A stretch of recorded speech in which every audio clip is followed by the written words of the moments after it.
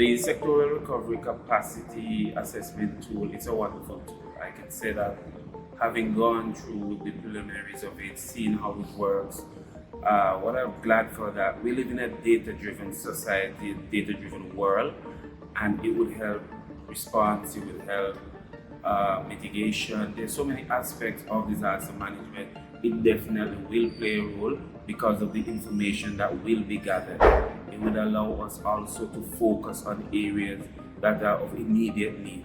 So I would encourage every CDEMA country to really ensure that you have this, every Caribbean government especially, to make sure that your country have this tool, it's working, it's gathering the data that is needed to really build our sectors as needs be.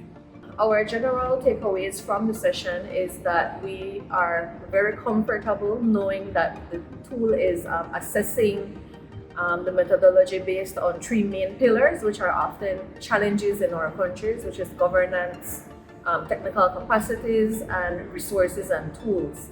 So specifically for Belize, we have found that the tool is very easy to use and understand, and it's very adaptive to other sectors that we need to do the same exercise for.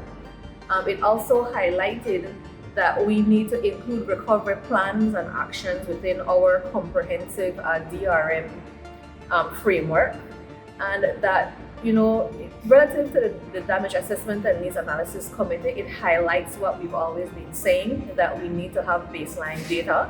It's critical to have that data, as well as to employ the PD&A technology.